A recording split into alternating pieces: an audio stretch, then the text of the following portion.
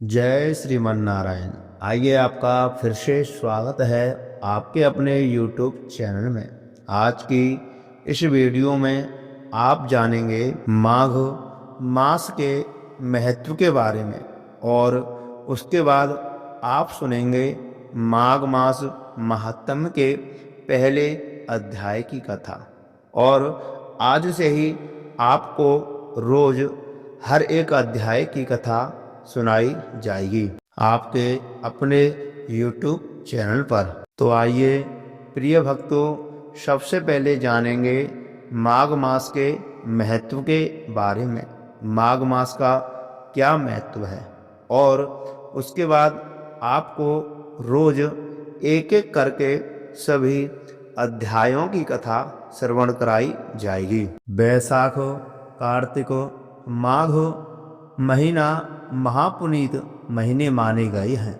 इसमें तीर्थ स्नान आदि पर या स्वदेश में रहकर नित्य प्रति स्नान दान आदि करने से अत्यंत फल प्राप्त होता है। स्नान सूर्य उदय के समय श्रेष्ठ माना गया है, जिसको ब्रह्म मुहूर्त कहते हैं।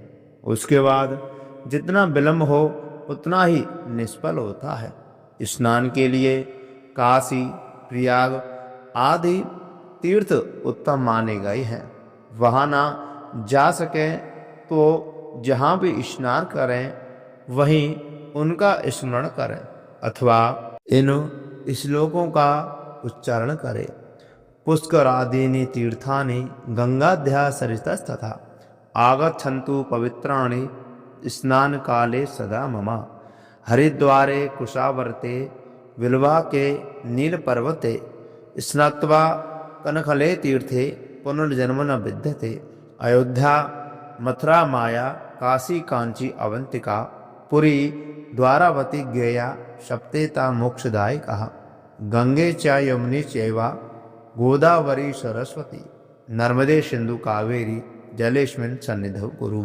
इन श्लोकों का उच्चारण करें, अथवा वेग से बहने वाली किसी भी नदी के जल में स्नान करें, अथवा रात भर छत पर रखे हुए जल पूर्ण घट के स्नान करें, अथवा दिन भर सूर्य किरणों से तपे हुए जल से स्नान करें। और स्नान के आरंभ में आपस्त्वामसि देवेशा ज्योतिषां पतिरेव च पापम नाशय में देवा बांगुनः कर्म भी कृतम। इस श्लोक का उच्चारण करते हुए ईश्वर की प्रार्थना करें, और स्नान करने के पश्चात सूर्य को अर्घ देकर के हरि का पूजन या स्मरण करें। माघ स्नान के लिए ब्रह्मचारी, गृहस्थ, सन्यासी और वनवासी चारों आश्रमों के ब्राह्मण, क्षत्रिय, वैश्य और शूद्र चारों वर्णों के बाल, युवा और वृद्ध तीनों अवस्थाओं के स्त्री, पुरुष या नपुंसक जो भी हों, सबको आज्ञा है सभी यथा नियम नित्य प्रति माघ स्नान कर सकते हैं। स्नान की अवधि या तो पौष महीने की शुक्ल पक्ष की एकादशी से लेकर के माघ महीने के शुक्ल पक्ष की एकादशी तक, या पौष महीने के शुक्ल पक्ष की पूर्णिमा से लेकर के माघ महीने के पूर्णिमा तक, अथवा मकर राशि पर सूर्य आए उस दिन से कुंभ राशि पर जाने तक नित्य स्नान करें, अथवा उसके अनंतर यथावकाश मौन रहें, भगवान का भजन या यजन करें। ब्राह्मणों को अवारित बिना रोक नित्य भोजन कराएं। कंबल, मृग चर्म, रत्न, कपड़े, कुर्ता, चादर, रूमाल, कमीज, टोपी, उपान है यानी कि जूते, धोती और पगड़ी आदि दें।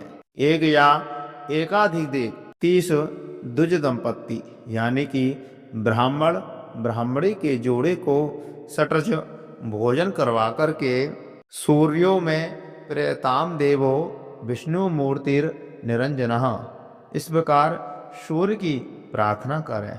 उसके बाद उनको अच्छे वस्त्र, सप्तधान्य या 30 मोदक लड्डू दें। स्वयं निराहार रह करके शाकाहार, फलाहार या दुग्धाहार व्रत अथवा एक भुक्त व्रत करे।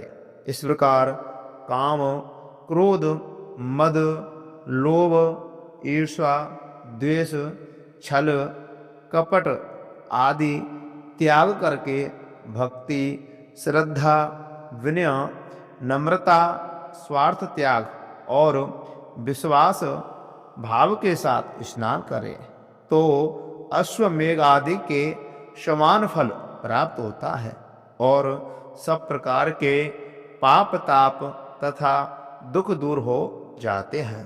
तो आइए प्रिय मित्रों, अब आप सुनेंगे माघ मास महात्म्य के पहले अध्याय की कथा। तो आइए कथा प्रारंभ करते हैं। तो बोलिए लक्ष्मी नारायण भगवान की जय, सद्गुरुदेव भगवान की जय, सरस्वती मैया की जय। एक समय श्री सूत जी ने अपने गुरुजी व्यास जी से कहा कि गुरुदेव, कृपा करके आप मुझसे माघ मास का महात्म्य कहिए, क्योंकि मैं आपका शिष्य हूँ। व्यास जी कहने लगे कि रघुवंश के राजा दिलीप एक समय यज्ञ के स्नान के पश्चात पैरों में जूते तथा सुंदर वस्त्र पहनकर के शिकार की सामग्री से युक्त कवच और शोभायमान आभूषण पहने हुए अपने सिपाहियों से घिरे हुए जंगल में शिकार खेलने के लिए अपनी नगरी से बाहर निकले। उनके सिपाही जंगल में शिकार के लिए मृग, व्याघ्र, सिंह आदि जंतुओं की तलाश में इधर उधर फिरने लगे। उस वन में वनस्थली अत्यंत शोभा को प्राप्त हो रही थी। कहीं कहीं मृगों के झुंड फिरते थे, कहीं गीदड़ अपना भयंकर शब्द कर रहे थे, कहीं गैंडों का समूह हाथियों के समान फिर रहा था, कहीं वृक्षों के कोटरों में बैठे हुए उल्लू अपना भयानक शब्द कर रहे थे, कहीं सिंहों के पद चिन्हों के साथ घायल मृगों के रक्त से भूमि लाल हो रही थी, कहीं दूध से भरी थनों वाली सुंदर भैंसें फिर रही थीं, कहीं पर सुगंधित पुष्प, हरी भरी लताएं वन की शोभा को बढ़ा रही थीं, कहीं बड़े बड़े पेड़ खड़े थे तो कहीं पर उन वृक्षों पर बड़े बड़े अजगर और उनकी केचड़ियां भी पड़ी हुई थीं। उसी समय राजा के सिपाहियों के बाजे की आवाज सुनकर के एक मृग वन में से निकल कर के भागने लगा और बड़ी बड़ी चौकड़ियां भरता हुआ आगे बढ़ा। राजा ने उसके पीछे अपना घोड़ा दौड़ाया, परंतु मृग पूरी शक्ति से भागने लगा। मृग कांटेदार वृक्षों के एक जंगल में घुसा और राजा ने भी उसके पीछे वन में प्रवेश किया, परंतु दूर जाकर मृग राजा की दृष्टि से ओझल होकर के निकल गया। राजा निर्जन वन में अपने सैनिकों सहित प्यास के मारे अति दुखी हो गया। दोपहर के समय अधिक मार्ग चलने से सैनिक थक गए और घोड़े रुक गए। कुछ देर बाद राजा ने एक बड़ा भारी सुंदर सरोवर देखा। उसके चारों ओर घने वृक्ष थे। उसका जल सज्जनों के हृदयों के समान स्वच्छ और पवित्र था। सरोवर का जल लहरों से बड़ा सुंदर लगता था। जल में अनेक प्रकार के जल जंतु, मछलियां तथा स्वच्छता से इधर उधर फिर रही थीं। दुष्टों के समान निर्दयी चित्त वाले मगरमच्छ भी थे।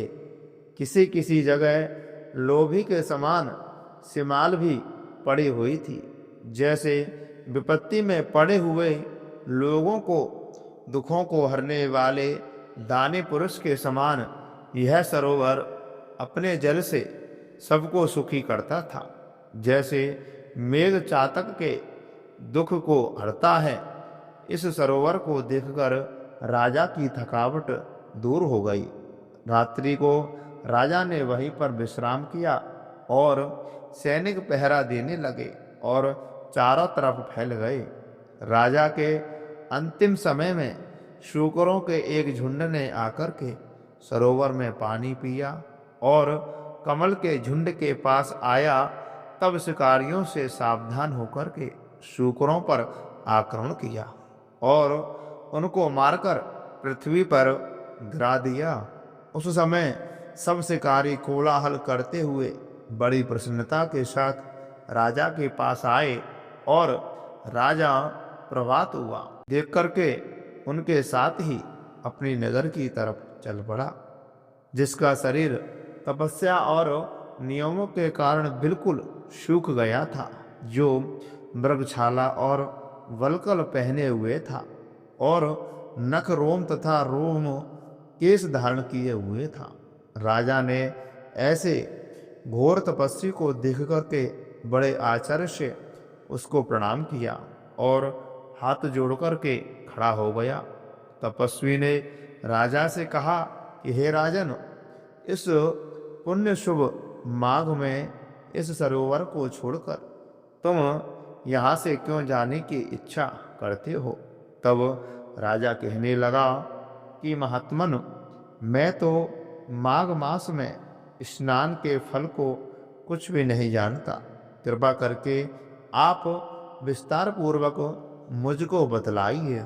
तो प्रिय मित्रों, अगले अध्याय की कथा अगले दिन हम आपको सुनाएंगे। तो प्रिय मित्रों, ये रही माघ मास महात्म्य के पहले अध्याय की कथा एवं माघ मास में किए जाने वाले नियम व्रत के बारे में एवं स्नान विधि के बारे में संपूर्ण जानकारी।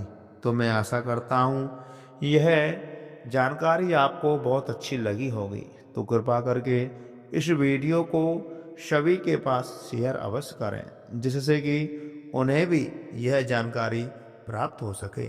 और वीडियो को ज़्यादा से ज़्यादा लाइक करें, वीडियो को ज़्यादा से ज़्यादा शेयर करें और चैनल को सब्सक्राइब करना ना भूलें। कमेंट बॉक्स में लक्ष्मी नारायण भगवान की जय अवश्य लिखें।